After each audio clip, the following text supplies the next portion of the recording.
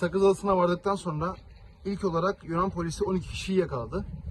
مسك قرابة ال 12 شخص أول. أنا مسكنا نحن 3 أشخاص. Bizi daha sonra 3 kişi olarak yakaladılar. ال3 أشخاص ودونا على السي. عملونا عمل سي أخذوا جوالاتنا وأخذوا فلوسنا Daha وأخذوا sonra bizim telefonlarımızı, paralarımızı, her şeylerimizi aldılar. بعدها رمونا عند البحر يعني مسافة بعيدة تقريبا قرابة ال كيف 20 رماكم دقيقة. بالبحر يعني؟ لو أعطانا هاف جاكيت اللايف جاكيت صغير يعني حق أطفال ما حق شخص بالغ.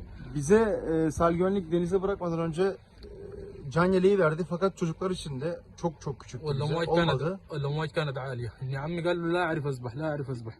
Amcamın oğlu onlara yüzme bilmediğini söylemesine rağmen dinlemediler. Can yeleği çok küçüktü ona, olmadı. Suya attılar bizi.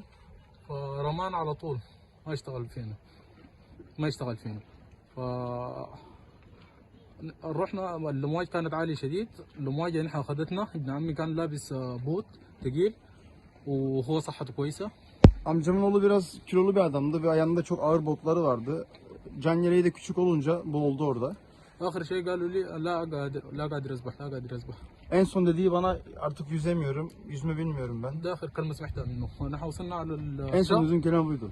وصلنا على الشاطئ Daha وهو sonra biz adaya yüzerek vardık. وهو مطلع. الصباح دورت عليه وبرضه ما حصلته.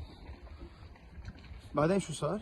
بعدين انقذنا قفر السواحل التركي. ربنا يجزاهم خير. Sabah olduğunda onu aramaya başladım deniz kenarında, ada kenarında fakat göremedim. Daha sonra bugün Türk sahil güvenlikleri gelip bizi oradan kurtardılar.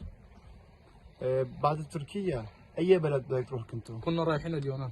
Yunan. اه Türkiye'den Oy, sonra Komünist Yunan gitmek il istediğimiz Romana. ülke Yunanistan'dı. الكومندس اليونان رمان على البحر. Oradaki Yunan sahil güvenlik unsurları bizi suya attılar.